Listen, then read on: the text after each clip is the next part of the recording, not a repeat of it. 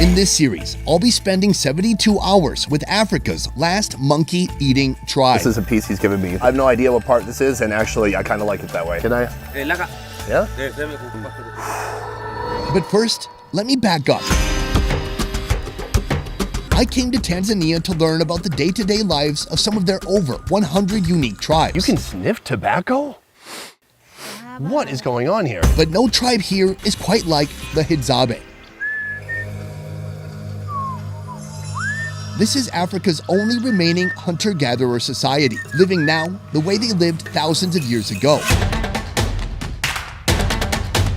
Right now, I'm headed far from civilization, deep into the countryside to make first contact. Here we've driven out pretty much to the middle of nowhere. We're gonna leave our vehicles here and here, and then we're gonna pack up all our stuff and put it on some donkeys. Where we're going, there are no roads. My mission over the next 3 days is to document everything. These are the arrows these guys are making every day. They use their mouth to kind of adjust it. And do everything they do. I'm probably bending it. Hunt when they hunt. And eat when they eat. As far as dessert goes, out here in the wild, you're not gonna get much more than this. I want to see what one of the world's most ancient cultures can teach us all about life.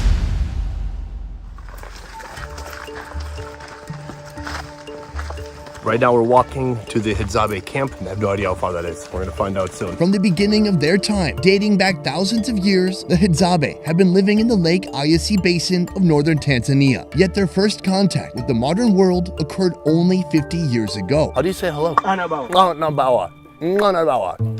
Apa tu? Anabawa. Anabawa.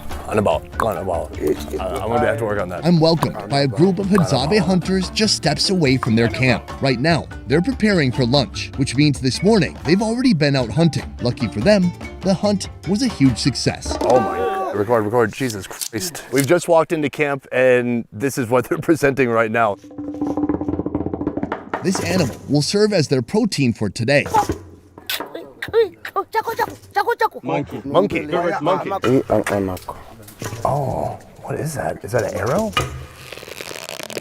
An agile, quick, tree-dwelling creature shot with a homemade arrow by hand using techniques that go back centuries. This makes deer hunting with a rifle look cute. Oh, wow.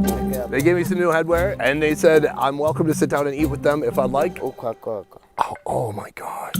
He's showing me the hands. This is wild. Something like I've never seen before. Oh my God. I feel like I just went to a county fair and I got the worst prize ever. Oh, I want the stuffed monkey. Well, it's a real one. Jesus Christ. For those upset by this imagery, it's worth acknowledging that all of our ancestors lived in a way similar to this at some point in history. When you're here, you don't have to imagine how people lived thousands of years ago. You can see it for yourself. Cooking here is survival cooking. It's purely about making the food edible as quickly and efficiently as possible, though that's not to say that they don't enjoy it. Regarding the animal itself, the vervet monkey is not endangered. In fact, some farmers see these monkeys as farm-destroying pests. The Hadzabe see them the way they see all wild animals, as food. As suspected, they've just charred the entire monkey, kind of burning off its fur completely. Now they're taking off all the limbs. Oh God, he's making me hold the head. So he's eating it right now. He's got the arm. It's unusual because I thought they're going to cook it a lot longer on the fire, but the arm itself, even the hair, they don't try to get it off. They're not scraping it off. It burns, it singes off, and then they just start eating. The organs are roasted near the fire for later consumption. As a reward for a good hunt, a few dogs get a bit of intestine.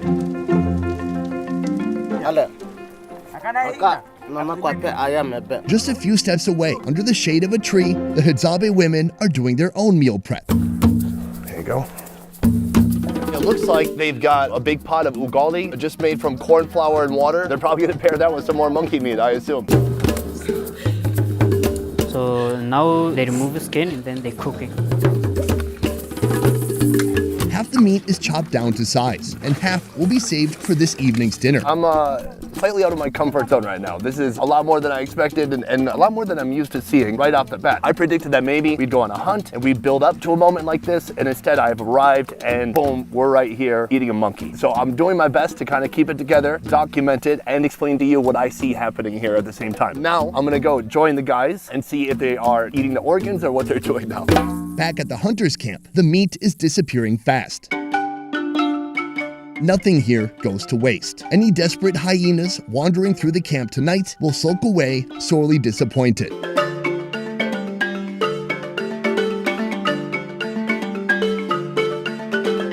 As promised, they've saved some pieces for me. It's still steaming, it's still hot. In a world where every calorie is chased down and hunted, this offering is one of immense generosity that I simply cannot refuse. Let's try it out.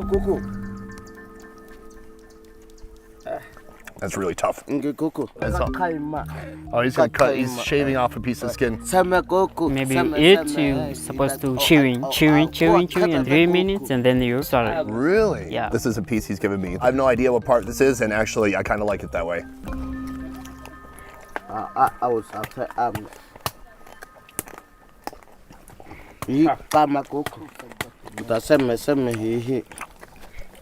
Man, not my favorite. It is a peculiar taste, incomparable to any other kind of protein I've had in my life. It's not all that pleasant. First of all, it's chewy. Kind of a bitter taste to it. It's a little bit earthy and a little bit wormy, for lack of a better word. Part of me hopes that this isn't what human tastes like. I don't want to know what human tastes like. All right, I've officially eaten monkey. There's no going back from that. I think if I lived out here, I'd be the first person in the tribe to become vegan. Up in the women's camp, the meat is gathered in a pot for boiling. The meat itself is seasoned with only salt. When it's well cooked, lunch can begin. In the meantime, I have some questions. Can I ask you? You're hunting, but why don't you eat goats or cows or stuff like that? this is Ch'aba, a skilled hunter and smoking enthusiast. They have already eaten. They've eaten goat? Yes.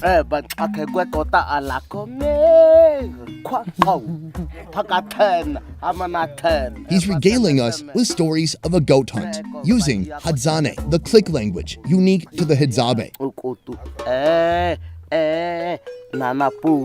I love the way this guy speaks. So what is your favorite food? Their favorite is a baboon. It's the traditional for them. If maybe they go to hunting, they hear sound of the baboon.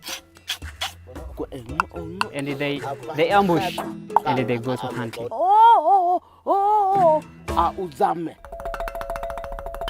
Baboons are the prized kill for hunters here, weighing in at 30 to 80 pounds and sporting deadly vampiric fangs. Hunting baboons with bows and arrows is high risk and high reward. Nonetheless, they're allowing me to join tonight's hunt. Scouting starts after lunch. Lunch is served in big cooking pots. Everyone washes their hands, then dives in. She's just handed me a piece. It's boiled. I'm guessing it has to be better than whatever I just had because that was just completely charred meat with hair. I mean, better than the roasted one, but yeah, that's tough to get used to. That is something real different. Here, can I just think this rest? Yeah. I want to share with you. Okay, cool. Here they have a crap load of ugali and then kind of a broth that's been made from the monkey meat. When I look at how they're doing with the ugali, they make a ball and they put a thumbprint in it like this. That becomes a little ladle and you just dip it right into the broth. Not bad. The broth, it tastes salty and you can taste some of the fat and meat that's kind of boiled out of the monkey itself. Can I ask, what is your name? Kanapeteze. Her name is Makalita Ko. Do women hunt here too? Do you ever hunt? The typical day of a woman here includes gathering edible roots and fruits. Women are also tasked with making bowstrings, building camp, and raising kids. Today, only about 1,300 Hadzabe remain. They live in small nomadic groups of roughly a dozen.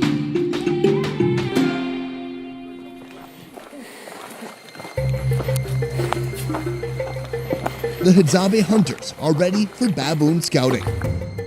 Baboon raids are done at night, ensuring the Hadzabe maintain the element of surprise. Right now, we're headed towards tonight's intended target to get a look. They carry their bows because they always carry their bows. They never know when they'll cross paths with their next meal, be it an animal or this.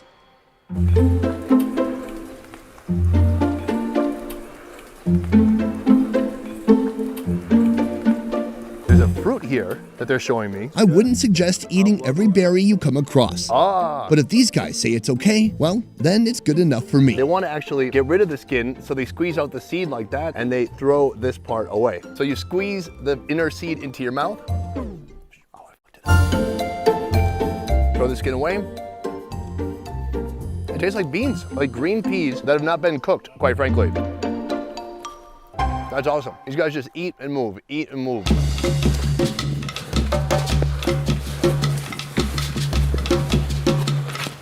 We've come quite a ways. I'm out of breath. Everyone else here is actually in shape. It turns out this is a baboon spot. I've been told this is where the baboons will join together. Are the baboons here right now? In the evening, they will come back here. So he said it's where the baboons sleep. The olive baboon is the most wide-ranging of all baboons. This species is native to 25 countries throughout Africa. If you look over there, the rock jutting out, it's a lot of different spaces where baboons could hide or sleep at night. Ch'aba has found proof that baboons were here recently. This is a piece of shit. They're from baboon, so just eating the fruit.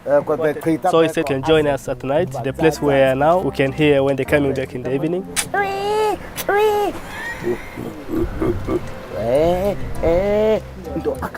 So then after, we'll come and attack them. Twice a week, the Hadzabe attempt to win a baboon feast. More frequent hunting would chase the troop away forever. To prepare for tonight's raid, these soldiers must stock up on ammunition. Kongoroko is a reliable source for arrows and bows. With enough raw materials in hand, it's time for a quick snack. They've just dug into a tree. They saw what they call some stingless bees. There was a funnel going into a tree, chopped it open, and they peeled out this right here. Take a look. This is the purest form of honey you'll find anywhere. Can I try it? Oh, thank you so much. So kind, because this looks delicious. It is still full of tiny little bees. It's waxy, it's sticky. Oh. Yeah, buddy. Very different reaction than the monkey. It's delicious, it's sweet, it's like honey. I mean, it is honey, but somehow it pops even more. It's so good. This type of honey, you suck it, and what remains here, that is just kind of the wax. Oh, what the? He just took the wax from me and he put it behind his ear. I think the stuff you put behind the ear, so the stingless can smell it and they hope they can find another. Oh my gosh, that's fascinating. I don't know if it works, but I mean, these guys know a lot about food. I would starve to death out here, but everywhere they look, they see opportunity for something to eat. It's incredible. This is a treasure for the Hadzabe people. It's this small stream that runs about a few hundred feet away from the main village. They drink from the stream, they use this water for cooking, they use it for everything. Of course, they aren't gonna do anything to pollute it. They will do their best to keep other people's cattle away from it too, so they're not adding any more impure things into the water. The Hadzabe lifestyle is in balance with nature because it must be. When they're thirsty, they drink from the stream. But if they block the stream or hoard water, other animals that depend on that water will move away, leaving the Hadzabe with no food.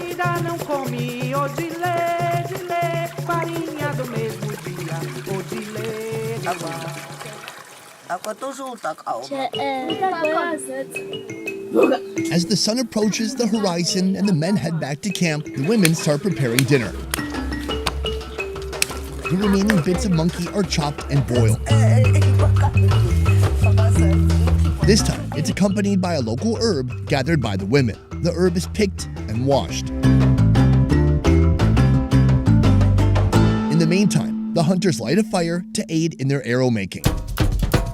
They're getting these ready for the hunt tonight. They have a very unique way of doing it. They just got this wood earlier. They put the wood in the fire. They use their mouth to kind of adjust it and straighten it. And then from there, they make a point and they put on a steel tip and a feather tip. It's more complicated than that, but that's the easy version of what they do.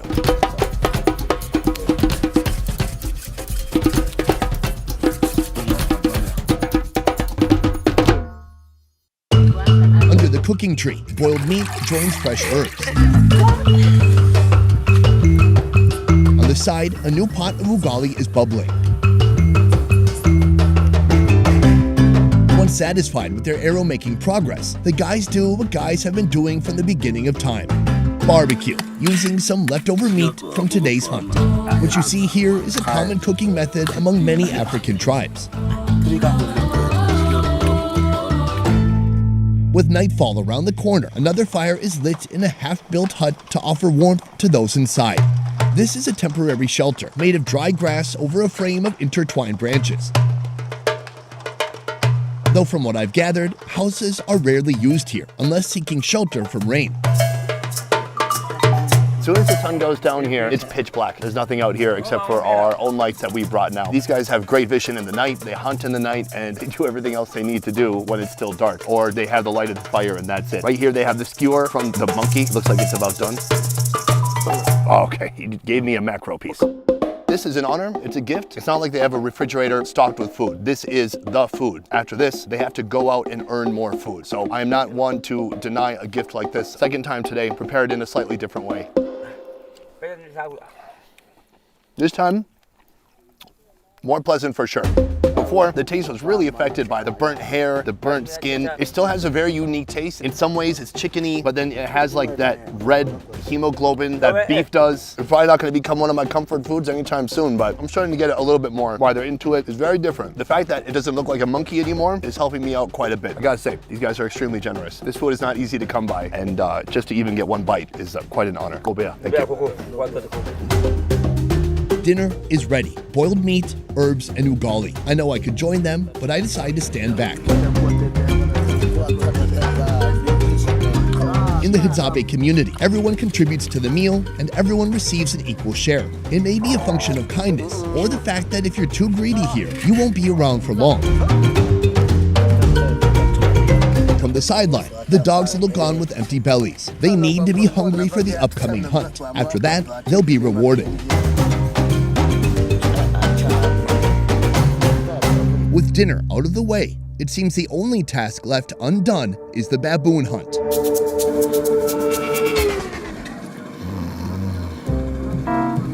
Just as the hunters worry about the dogs growing lethargic, it seems they have fallen into the same trap. Unfortunately, after everybody ate, they didn't have the fire in their belly, maybe because they had too much monkey in their belly, and they went to sleep. Seeing them go to sleep is interesting. They legitimately just sleep outside. They might put a mat or a piece of fabric underneath them, but that is where they're most comfortable sleeping. You might ask, why don't they build better houses or build more houses? Well, it's because they're nomadic. Very few people anymore around the world are truly nomadic. I mean, the true reason for any group to be nomadic is because they have to follow their food, and that's exactly what they do here. And so they've just gotten used to living this way over years and years of doing this. So that is the end of this day. They're all tucked in. I'm gonna get tucked in too, and we'll see you in the morning.